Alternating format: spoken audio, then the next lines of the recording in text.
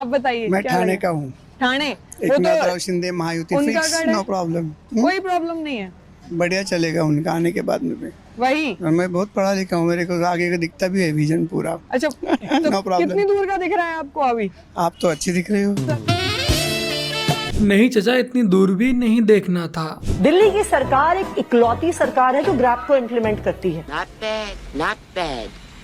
Now you. Supreme court कह रही है आपने बहुत देरी की। देखिए, ग्रैब हम नहीं लगाते हैं, केंद्र सरकार लगाती है।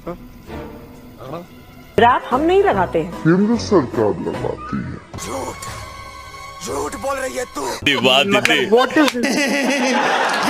ग्राफ दिल्ली की सरकार लगाती है, लेकिन जब देरी हुई तब केंद्र की सरकार लगाती है। नहीं, सच में वाह दीदी वाह। चलिए अब इसका एक और वर्जन देख लेते हैं।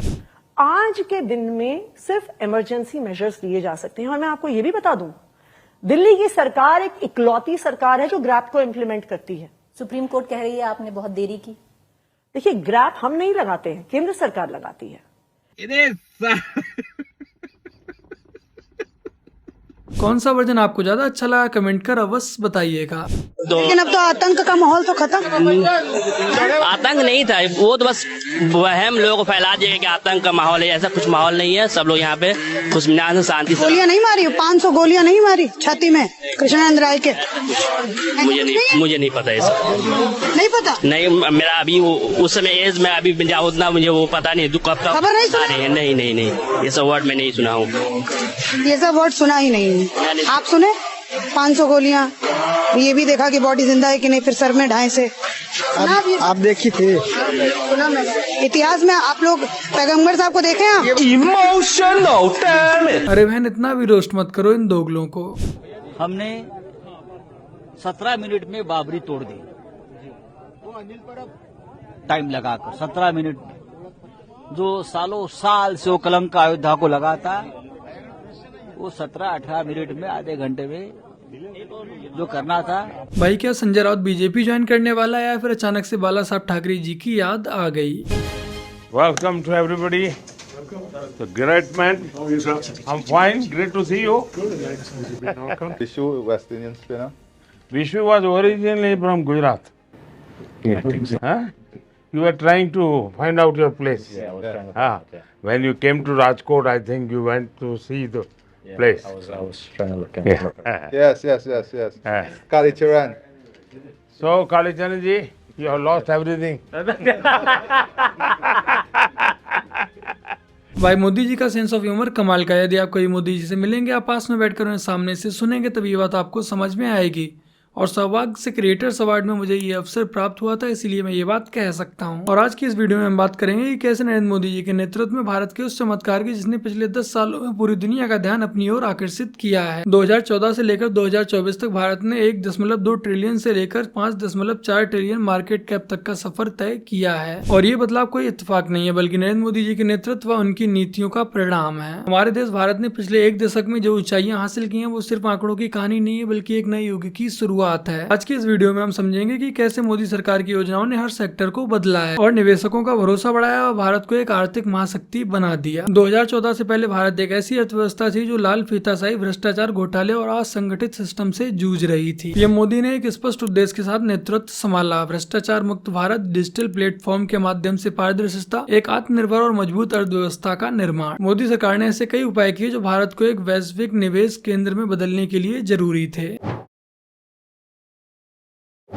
मार्केट कैप ग्रोथ भारत को एक निवेश हब में बदलने का परिणाम है। डिजिटल इंडिया और जीएसटी जैसे सुधारों ने निवेशकों का विश्वास बढ़ाया। आज डिजिटल इंडिया के माध्यम से जो चीजें सदियों तक पेंडिंग पड़ी रहती थी, वो पल भर में हो जाती हैं, वो भी पारदर्शिता के साथ। 2014 से पहले जब कांग्रेस की सरकार थी, तब यहाँ लाल फीताशाही और भ्रष्टाचार की वजह से यहाँ पर बिजनेस स्टार्ट करना बहुत ही ज्यादा मुश्किल था। यदि कोई कंपनी अपना बिजनेस स्टार्ट करना चाहती थी, तब उसके लिए लाइसेंस लेना, जमीन लेना बहुत ही ज्यादा मुश्किल था और ऊपर से लेकर नीचे तक हर अधिकारी, हर नेता के लिए अच्छी खासी मोटी रकम देनी पड़ती थी। बट उसके बावजूद भी कोई ना कोई अडंगा लगा ही रहता था। लेकिन आज डिजिटल इंडिया और मेक इन इंडिया ने इन बाधाओं को खत्म किया है।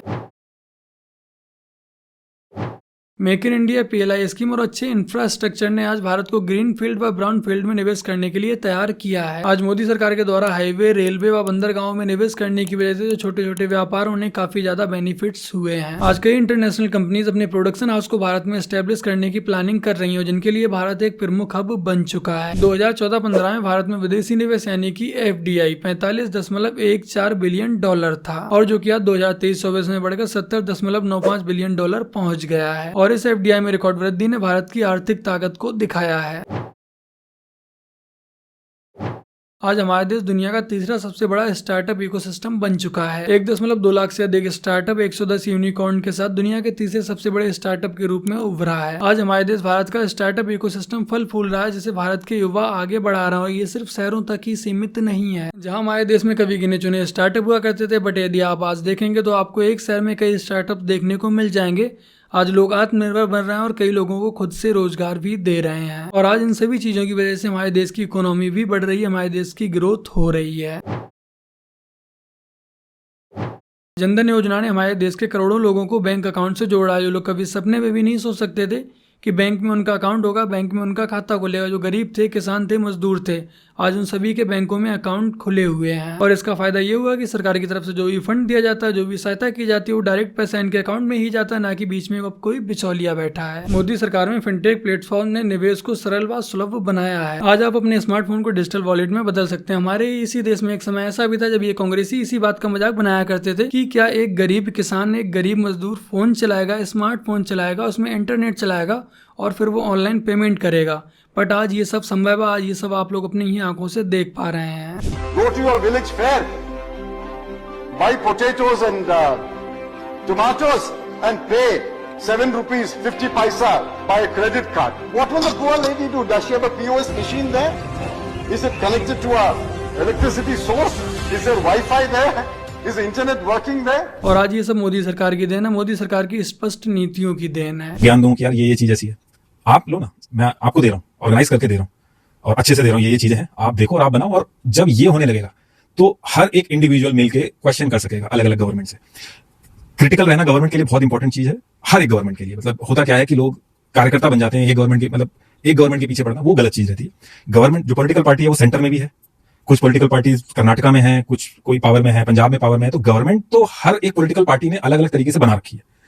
तो हर एक गवर्नमेंट का हमें क्रिटिकल होना पड़ेगा। ये मैं हर एक इसलिए बोल रहा हूं क्योंकि हर एक होता क्या है कि एक बहुत ही सटल तरीके से सिर्फ एक गवर्नमेंट को पकड़ लेना, और एक बच्चा जो है जो 11th क्लास में है, 12th क्लास में है, उसके दिमाग में नफरत भर देना एक पॉलिटिकल पार्टी के लिए बहुत ही गलत चीज है। अब वो बड़े होकर क्या करेगा, वो अपने दोस्तों में लड़ रहा है, वो बहस कर रहा है लोगों में जाके, जबकि उसको ये समझाना है कि यार ये पॉलिटिकल पार्टियां हैं, ये इनका सिर्फ और सिर्फ काम में है कि पावर में रहना, ठीक है, पावर में रहना इनका काम है। उसके लिए जो जो चीजें होती हैं वो ये करते हैं। कोई रिलीजन की पॉलिटिक्स करेगा उसको पावर में आने के लिए, कोई कास्ट की पॉलिटिक्स करेगा। और नेता कोई ऊपर से नहीं आए हुए हैं, ये हमारा ही रिफ्लेक्शन है। अगर रिलीजन की पॉलिटिक्स नहीं होगी तो वो नहीं कर सकता, अगर कास्ट की पॉलिटिक्स नहीं होगी तो वो नहीं कर सकता। हमारा आईना होते हैं ये पॉलिटिशियंस, और जब हम उनको क्रिटिसाइज कर रहे हैं तो हमें भी चेंज होना पड़ेगा। अब मान लो मैं एक पॉलिटिशियन हूं, मैंने सोच लिया कि मैं एजुकेशन पे काम करूंगा।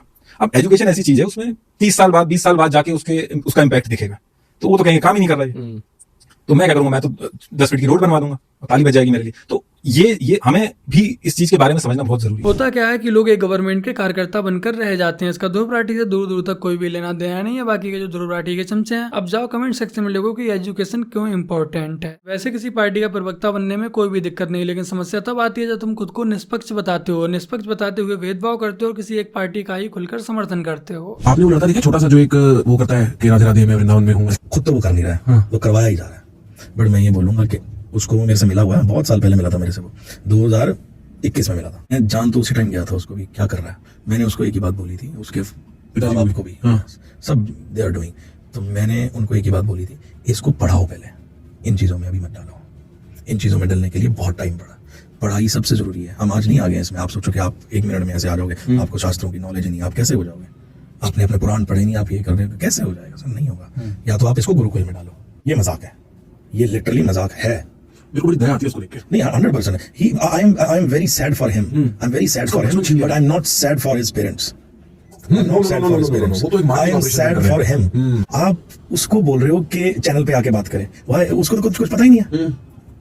अब उससे पूछ लिया कि आप गोपी गीत सुनाइए, उसको कैसे पता होगा? क्या करने के बाद घुस लो बस, क्योंकि this is a safe place को अटैक नहीं करेगा। हमारा और आपका कर्तव्य है कि ऐसे पाखंडियों को एक्सपोज करें और इनका विरोध करें। आज ये एक ऐसे ही, कल 10 और पाखंडी आ जाएंगे हमारे धर्म को बदनाम करने।